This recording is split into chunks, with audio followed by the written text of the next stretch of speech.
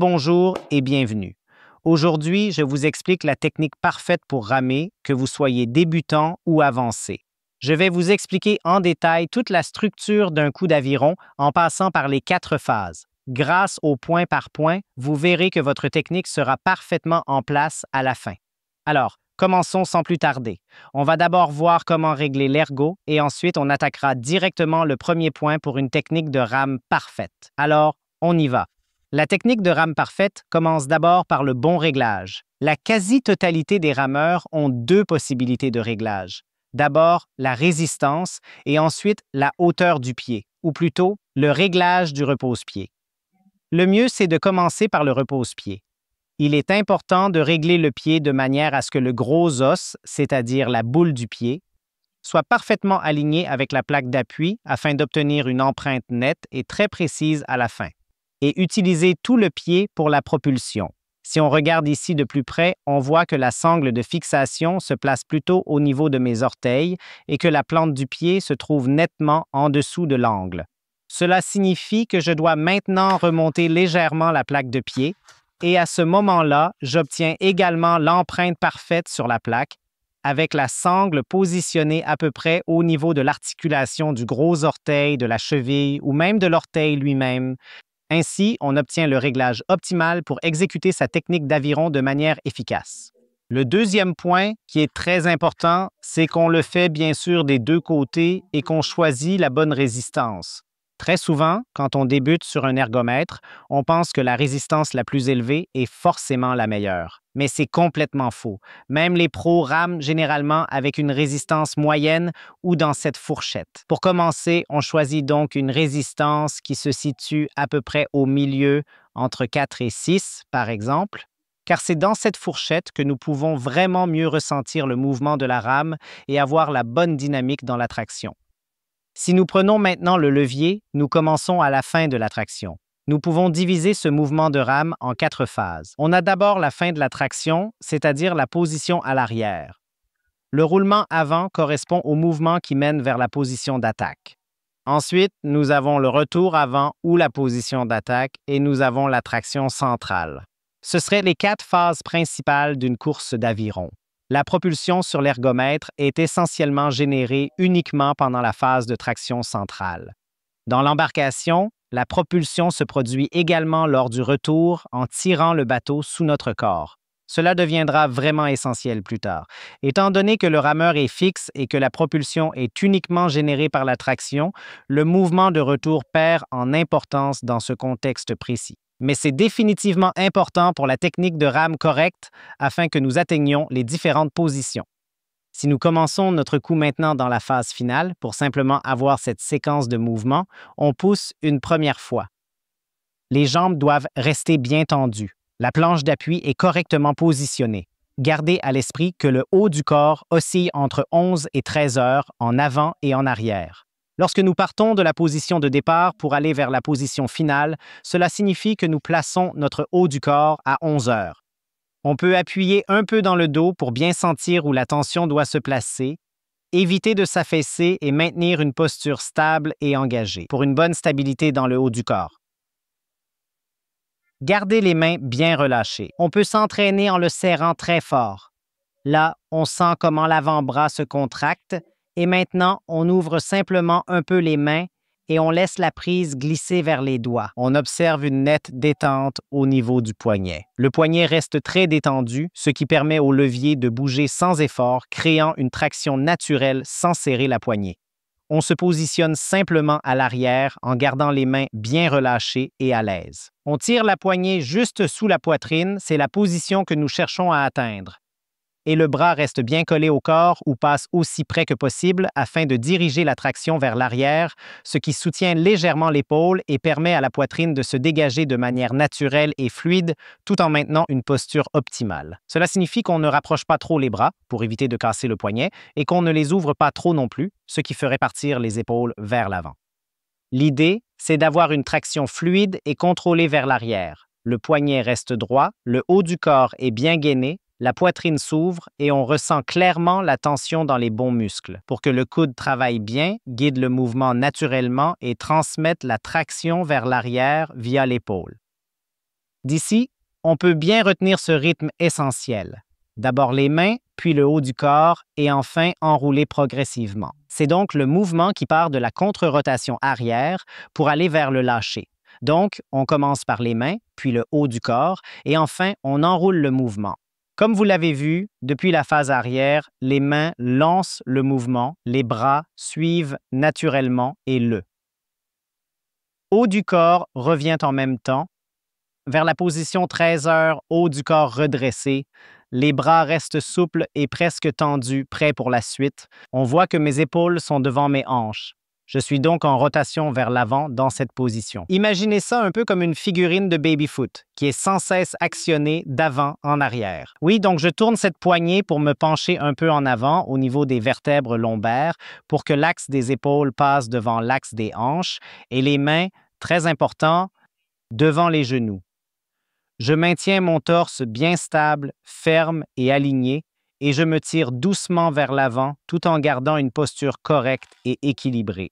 Et c'est ce mouvement de glissement libre qui, dans le bateau à rame, sert également à générer de la propulsion en tirant sur nos pieds contre la planche de pied et en faisant ainsi passer le bateau sous nous.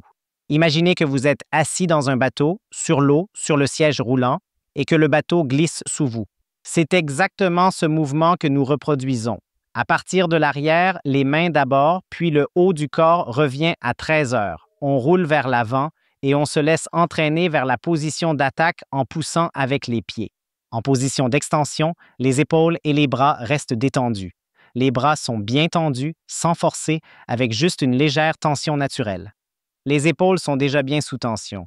Le regard est légèrement orienté vers l'avant, pas vers les pieds, mais plutôt un peu au-dessus de l'écran, comme si on le dépassait du regard. Nous avons une belle ligne, comme si nous regardions légèrement vers l'horizon, et grâce à cette tension dans le haut du corps que nous continuons de maintenir. Nous entamons maintenant l'inversion vers l'avant pour commencer la phase de traction. Le bas de la jambe est presque à la verticale, bien aligné. Le haut du corps repose légèrement sur la cuisse, et à partir de cette position, les jambes poussent avec contrôle. Très important ici, bien se fixer et rester stable. Si les jambes poussent et qu'on ne maintient pas fermement le haut du corps, vous verrez mes fesses reculer sans que cela n'ait d'impact sur le levier. C'est donc ici que se trouve le point clé pour la force, permettant de transmettre efficacement toute la pression générée par les jambes, c'est-à-dire par la propulsion dans le cou. On se tend donc, mains détendues, épaules bien sous tension et un déplacement parfaitement parallèle. On entre, le haut du corps accompagne naturellement le mouvement en arrière jusqu'au point que nous avions précédemment. L'essentiel, c'est que la première impulsion parte des jambes. Ensuite, le haut du corps et les bras suivent naturellement le mouvement. C'est le deuxième rythme, que vous pouvez facilement mémoriser, celui du retour vers l'avant. Jambes, torse, bras et bras, torse, jambes. Il est essentiel qu'il y ait toujours cette alternance et vous pouvez très bien vous le répéter à haute voix pour vous aider à trouver et à maintenir un certain rythme naturel à quoi doit ressembler un coup d'aviron pour construire votre propre schéma de mouvement.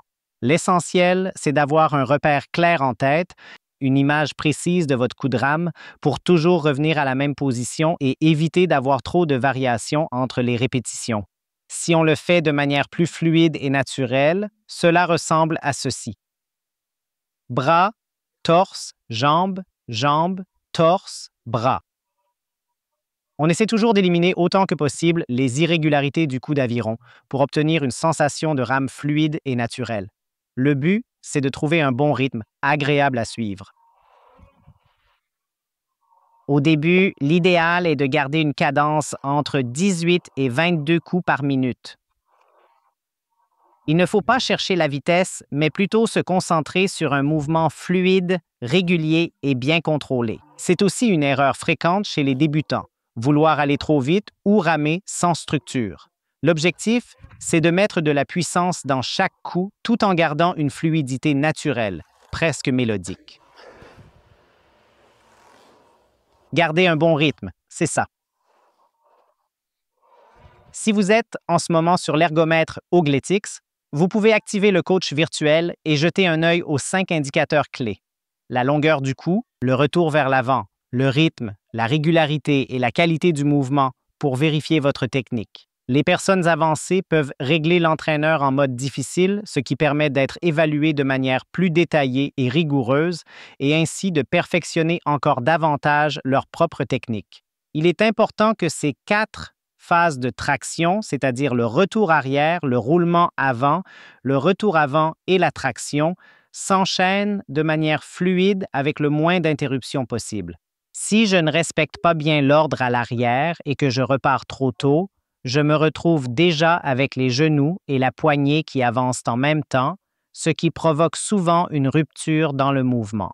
Donc même lors du retour des mains, il ne faut pas que ça paraisse trop rigide ou trop forcé. L'idéal, c'est que les mains, puis le haut du corps, amorcent le retour de façon fluide, sans créer un mouvement trop figé ou mécanique. L'objectif, c'est d'éliminer au maximum les irrégularités de notre schéma de mouvement pour obtenir une sensation vraiment fluide et harmonieuse. Chaque coup doit s'enchaîner de manière souple pour que le geste complet reste rond, naturel et efficace. De bien entrer dans notre petit modèle, de pousser et, quand on roule vers l'avant, de sentir un peu comment la pression s'accumule pour pouvoir ensuite rebondir correctement à l'avant. Vous pouvez imaginer comme si des ressorts étaient comprimés ici et que de là, vous sautiez vraiment et relâchiez la pression dans le cou. Si on observe ça une nouvelle fois, vous verrez comment tout cela se déroule naturellement et comment chaque mouvement s'enchaîne avec fluidité. Pour engager efficacement les bras et le haut du corps, il faut anticiper le mouvement. C'est comme en voiture. Dès qu'on voit quelque chose arriver, on commence à freiner parce qu'on anticipe ce qui va suivre pour réagir au bon moment. Mais si un enfant commence à courir sur la route, même après l'avoir vu jouer, freiner sera malheureusement définitivement trop tard. Cela signifie que nous essayons toujours de nous projeter un peu sur l'étape suivante pour que ce mouvement que nous effectuons se déroule de manière fluide. Cela signifie que, vu de face, point. Lorsque nous prenons notre élan, nous pensons déjà à bien intégrer le haut du corps dans le cou. Je pense au haut du corps et dès que les mains passent les pieds, il peut commencer à s'engager en basculant vers l'avant, vers les pieds et les tibias, tout en restant bien en arrière pour garder une bonne coordination. Ensuite, vers les genoux, disons du milieu du tibia jusqu'au genou, je pense que les bras commencent déjà à intervenir. Ensuite, la traction des bras vient compléter pleinement le mouvement vers l'arrière. L'objectif est de terminer la poussée des jambes, le basculement du haut du corps et la traction des bras tous ensemble, en un seul point à l'arrière. Cela évite que les bras se retrouvent seuls à devoir maintenir la pression de manière inefficace. Puis, un point à l'arrière à terminer, puis à nouveau les bras, le haut du corps s'enroule et entre dans la frappe. Ce sont donc les points essentiels que vous pouvez retenir pour bien appliquer la pression dans la frappe et savoir précisément où vous devez vous orienter et vous concentrer. Vous n'avez pas à craindre que, en pensant à mettre la traction du bras à l'avant, celle-ci arrive un tout petit peu trop tôt. Si vous arrivez devant avec le bras tendu et que vous entrez dans le cou, vous avez déjà une telle dynamique que cette erreur de commencer à coller ne peut pas se produire. Coller ne peut survenir que si vous tirez devant sans avoir déjà poussé avec les jambes. Mais si la dynamique est vraiment propre et que vous entrez dans le coup devant, il ne sera pas possible de coller de manière correcte car la traction et la dynamique sont tout simplement trop importantes pour qu'une telle force puisse être générée à ce moment-là. Donc, avec le bras tendu, le haut du corps, l'arrière du pied, il faut toujours apporter la dynamique de manière propre. Pousser. Et retour vers l'avant. Oui. Ce sont les 4 phases du coup d'aviron à bien maîtriser. Travaillées proprement, elles mènent à un mouvement fluide et efficace, que l'on soit débutant ou déjà avancé. Ces phases vous aident à affiner chaque petit détail du geste pour qu'ensemble, elles forment un enchaînement fluide et maîtrisé. Parmi les erreurs fréquentes chez les débutants, on retrouve notamment un mauvais ordre dans la phase arrière. On amorce souvent le retour avant même d'avoir préparé le haut du corps, et cela, c'est essentiel à corriger. Et on peut justement éviter cela en respectant dès le départ l'ordre de la phase finale, commencer par les bras, puis le haut du corps, pour que tout soit bien en place. Enrouler le haut du corps. Toujours penser à ce balancement 11 et 1 heure que lorsque je positionne mon haut du corps à 1 heure, je peux alors rouler proprement vers l'avant. L'autre point est un manque de tension, c'est-à-dire quand je m'affaisse à l'arrière, souvent accompagné du fait que je m'enroule trop tôt. Là, c'est comme une épingle dans le dos et aussi un manque de tension suffisante à la prise, ce qui fait que les fesses glissent un peu vers l'arrière et je ne parviens pas à transférer correctement la pression. Je perds un peu le coup de jambe et le haut du corps, ainsi que tout le tirage des bras, ne suivent pas correctement. Ce sont les deux principales erreurs techniques. Niveau réglage, comme dit, point. La résistance ne convient pas. Et aussi le repose-pied mal réglé. Ce sont les deux principaux réglages à vérifier pour bien commencer. Et que, en termes de fréquence, vous êtes plutôt dans la fourchette entre 18 et 22 plutôt que de chercher à la dépasser. En résumé, si vous respectez bien les différentes étapes des 4 phases de traction, comme nous l'avons fait dans la construction du cou, vous posez les bases d'une très bonne technique que vous pourrez ensuite affiner et développer. Le coach virtuel vous aidera à suivre vos progrès séance après séance en vous offrant un aperçu clair et détaillé de votre évolution avec une évaluation en pourcentage en fin de parcours et vous montrer comment votre séance s'est déroulée techniquement. Si vous souhaitez intégrer cela dans une séance, vous pouvez par exemple faire un échauffement de 5 à 10 minutes, puis un bloc central où vous effectuez quelques intervalles, comme par exemple 2 minutes avec un peu plus de pression, 1 minute avec moins de pression, ou si vous préférez alterner, avec 1 minute de plus de pression et 2 minutes avec moins de pression. Vous pouvez aussi varier votre fréquence de pédalage entre 18 et 22. Par exemple, à une cadence de 22, si le mouvement est plus fluide, essayez de mettre un peu plus de dynamisme dans le cou pour que la traction passe bien par le centre. Et par exemple, à une cadence de 18, faites bien attention à la façon dont vous entrez dans le cou afin d'engager la traction efficacement dès les premiers centimètres. Pour la prise de pression, imaginez une porte de coffre-fort extrêmement lourde et robuste que vous saisissez devant et que vous voulez fermer brusquement. Cela signifie que vous devez, lorsque vous allez vers l'appui, poser vos mains sur la porte du coffre-fort afin d'avoir la traction, puis l'accélération se fait vers l'arrière pour que nous puissions fermer la porte du coffre-fort. Vous n'allez pas simplement venir et taper une seule fois dessus en espérant qu'elle se ferme d'un coup. Avec ce niveau de lourdeur, ça ne fonctionnerait pas. Seule la main souffrirait en fermant la porte du coffre et le dos en ramant. C'est pourquoi suivez bien les étapes et, avec mes conseils, vous maîtriserez parfaitement la technique de rame. Bon entraînement à tous!